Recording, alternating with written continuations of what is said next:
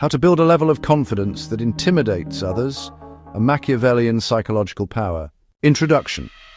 The problem of exposure. Most people believe confidence is something you express. They are wrong. Confidence is not projection, it is containment. The man who unsettles others is not loud. He does not announce himself. He does not decorate his presence with charm or enthusiasm. He arrives, and something in the room tightens, not because he is aggressive, but because he is closed. Most men are open systems. Their thoughts leak through their faces, their emotions leak through their voices, their need for approval leaks through their behavior. They smile too quickly, they speak too much, they apologize for space they are allowed to occupy, and they wonder why they are ignored. This is not a lack of intelligence, it is a lack of structure. Tonight we are not talking about motivation, we are not talking about positivity, we are not talking about confidence as a feeling, we are talking about confidence as a weapon. Part 1. The nice guy illusion. Why niceness signals weakness. The first illusion must die, the illusion that niceness is virtue. Modern niceness is not kindness, it is appeasement. It is behavior shaped by fear and disguised as morality. The nice man believes he is good. In reality, he is cautious. He avoids conflict by surrendering early. He avoids rejection by agreeing quickly. He avoids danger by shrinking. His politeness is not a standard, it is a plea. I will not threaten you. Please, do not threaten me. The world does not reward this. Watch the nice man closely. He laughs when nothing is funny. He nods while disagreeing. He explains himself even when no one asked. He apologizes to regulate other people's emotions. These are not social skills, they are submission signals. The man who commands respect replaces niceness with discipline. Discipline is calm, discipline is selective, discipline is not emotional. He is polite because he chooses to be, not because he fears the cost of not being liked. And when that politeness is violated, it does not escalate into anger, it withdraws. Anger is familiar, withdrawal is not. Unfamiliarity creates caution. Part 2. Silence and the tyranny of words. Why stillness dominates noise.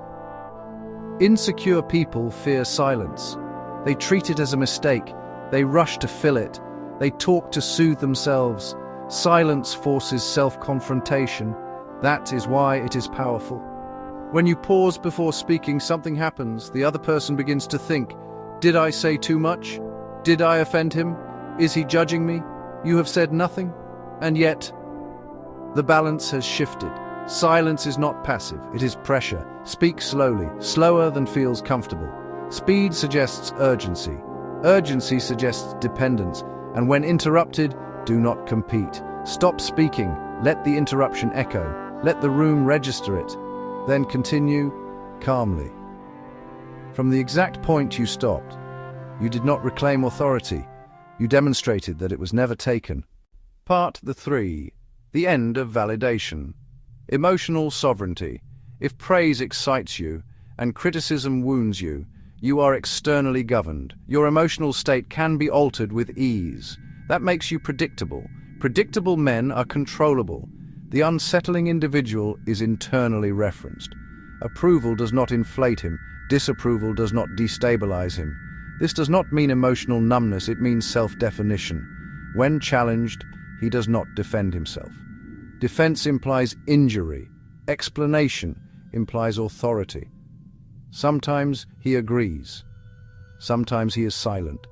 Sometimes he simply continues. There is nothing more disturbing to a manipulator than a man who does not react. Boredom is the end of leverage. Part 4.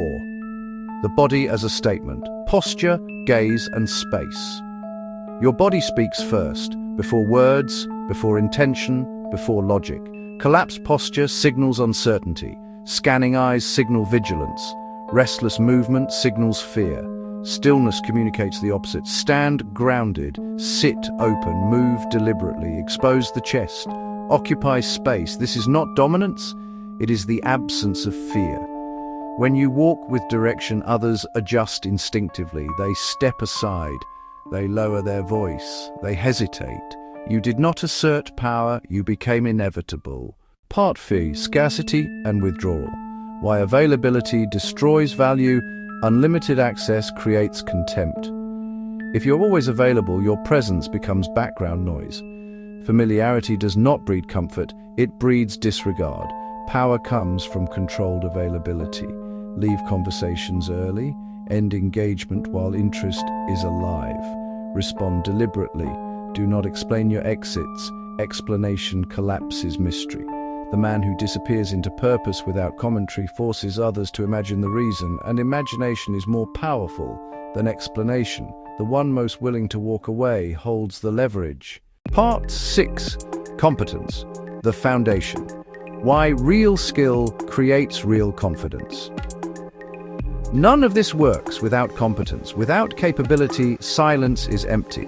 Without skill, restraint is artificial. Your nervous system knows the truth. Confidence is not claimed, it is earned. Promises kept, difficulty endured, problems solved. This is why the calmest man in crisis is often the most capable. He does not perform certainty. He has survived without it. Become deeply effective at something real. When you speak, it should be because clarity has arrived, not because anxiety demands expression. Part 7. Accepting the villain role. Why respect requires discomfort. You cannot live deliberately and remain universally liked. Boundaries disappoint, standards offend, success alienates. Someone will call you selfish, someone will call you arrogant, someone will call you cold. This is not failure, it is consequence. As Niccolò Machiavelli understood, to hold your position, you must accept misunderstanding. In someone else's story, you will be the villain.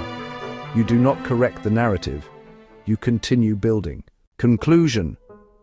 Becoming unmovable. This transformation is quiet.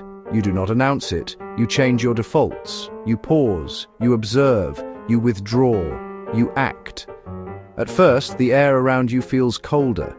Then it feels clearer. People stop leaning on you. They start watching you. What unsettles them is not threat. It is opacity. You are no longer easy to read.